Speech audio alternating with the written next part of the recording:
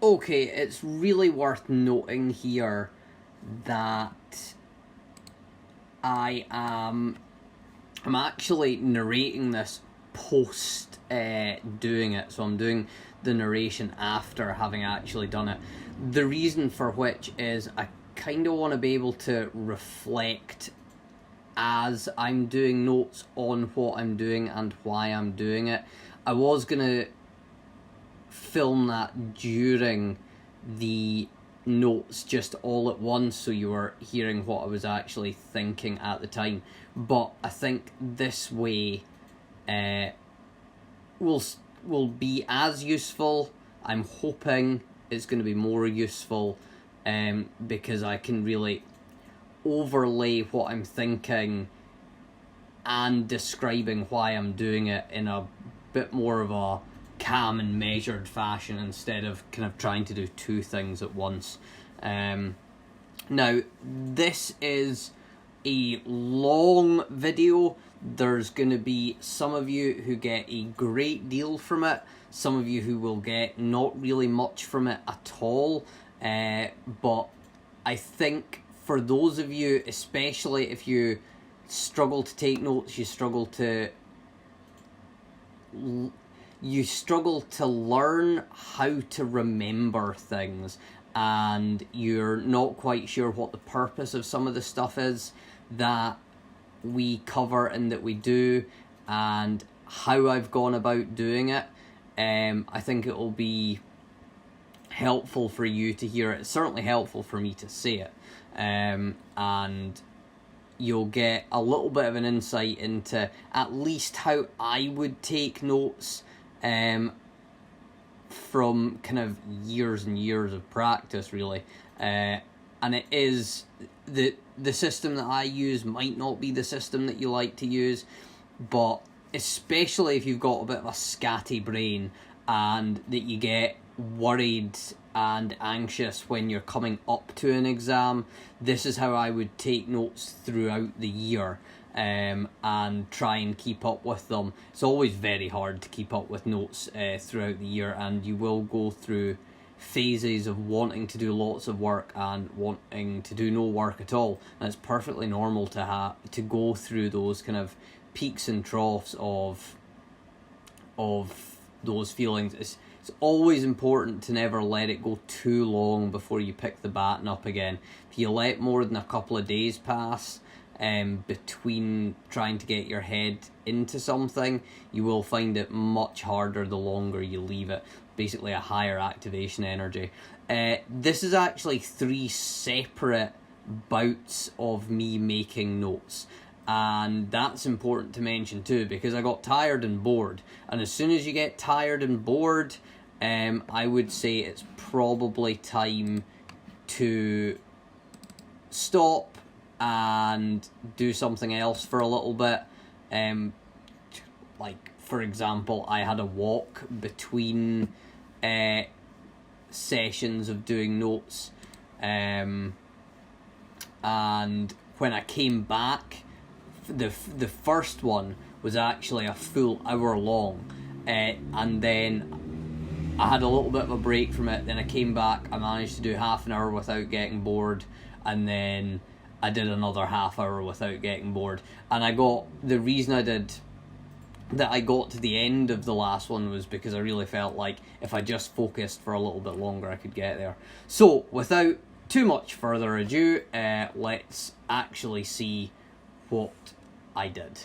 So this is me looking at the cast documents, and I've basically, where I've highlighted, that's stuff that I've definitely covered and I've spoken about in the lessons at some point. Now, I've already started this. I started it a while ago. I was going to do it as I went, but I didn't manage to do that. I didn't manage to slot it in effectively as I was going. So really what I'm doing is I'm taking off from cell differentiation, which I haven't covered in the actual, when we're speaking about things. It's something that we will take a note on, but probably closer to the end when we're wrapping the entire unit up. Now, when it comes to the protein structure and conformation, one of the things that I found really difficult to get my head around was the tertiary and quaternary, what the difference was and why it mattered. So the fundamental issue I had was that I hadn't processed that some proteins just stop at the tertiary phase. They are just one polypeptide chain that has no prosthetic groups, and it is ready to go off once it's at that tertiary stage. Now, I knew that some proteins were just one polypeptide chain with no prosthetic groups. My issue was I felt like in some way the quaternary phase denoted the fully functional protein, and for some proteins that are made up of multiple polypeptides, that is true. So one of my main issues, and one of the issues that hampered me in my understanding of this when I was going through it the first and even second time that I was thinking about protein structure, was this kind of jump between tertiary and quaternary, and what that really meant and what impact it had on how I was to think about things. So I really tried to make a note of that because I found that was a critical piece of my understanding. So that's actually something I put in the notes. It's something that I know I can forget and that can confuse me, so I have added those to my notes.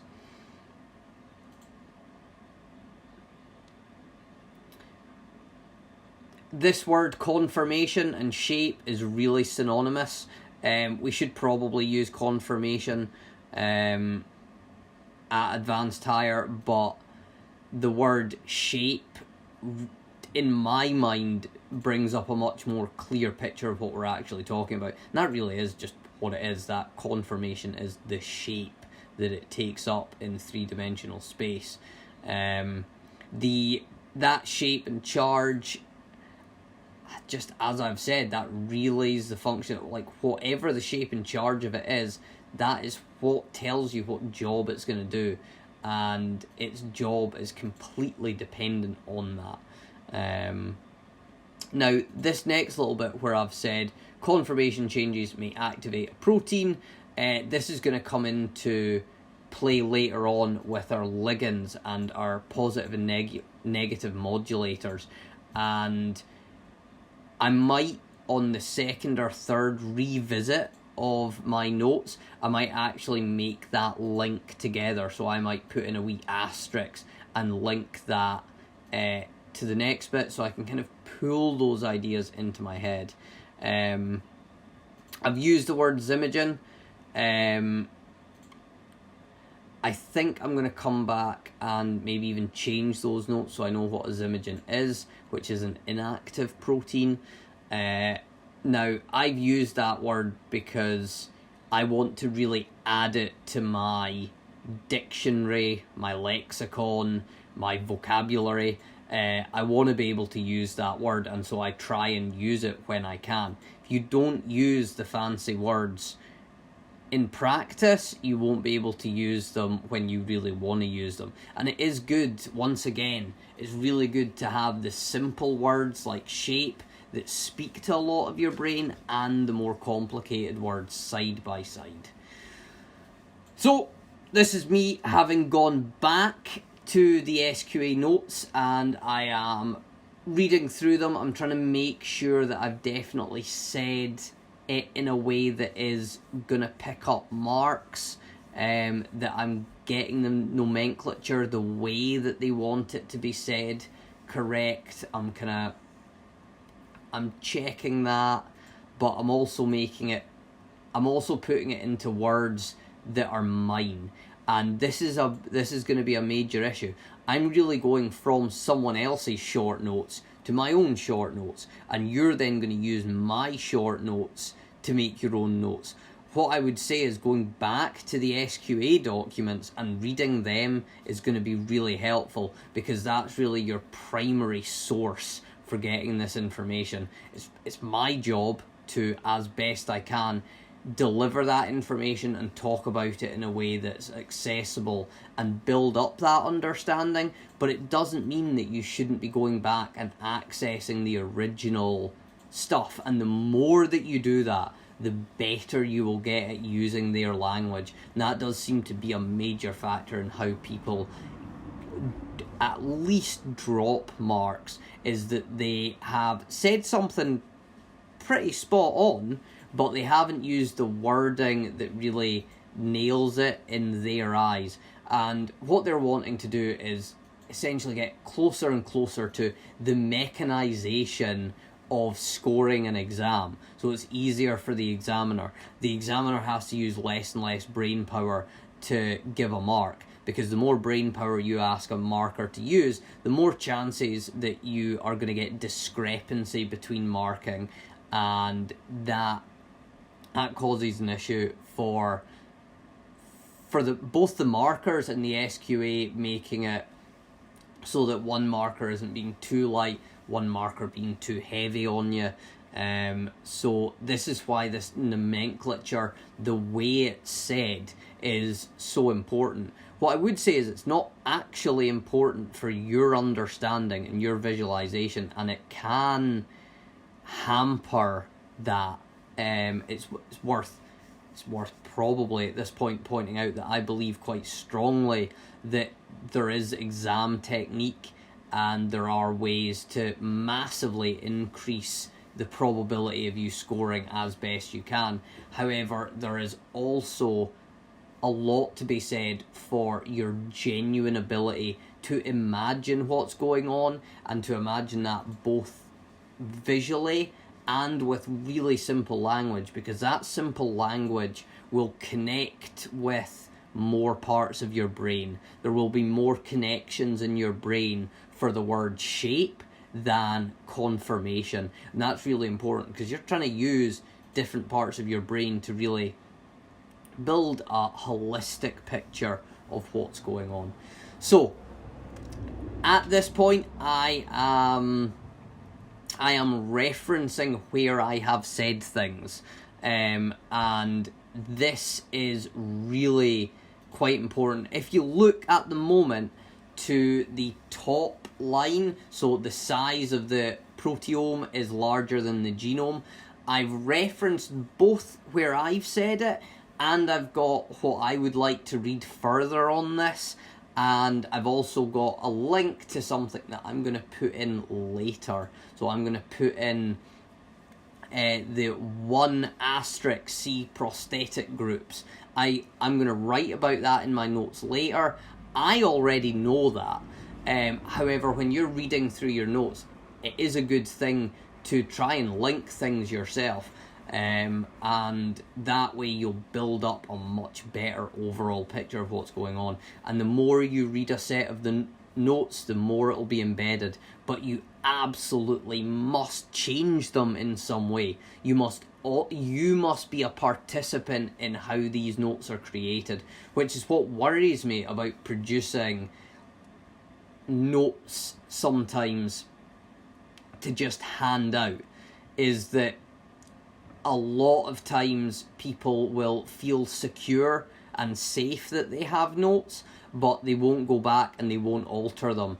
And I think when we're having normal lessons, my job's a lot easier, because you take notes off the board, then we can talk about them. I can give you posters to do and different tasks to do, so that those notes are used in a different format. And that's really what I'm building up to, trying to figuring out how to do it in this online manner. I've certainly focused much more on the teaching side of the material off the top. So we've done key area 2 of unit 1, and I have had much more of a focus on my end of things, because I'm honestly really learning how to do this best. I haven't probably asked you guys to do as many tasks as I would have normally.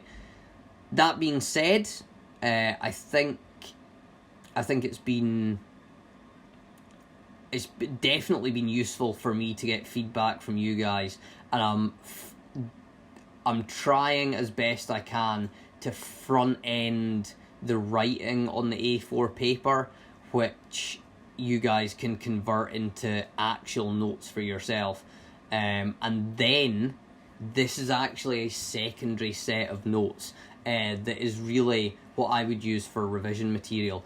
I would say if you want to do the absolute best you can, you would do this yourself. You would go back to the CAS documents, say to yourself, right, Mr. Gray's chucked up some of his notes, I can use them, I know what I like from them, I know specifically what I don't like with them, and I'm going to alter them, do it my way, so that it's slightly nicer.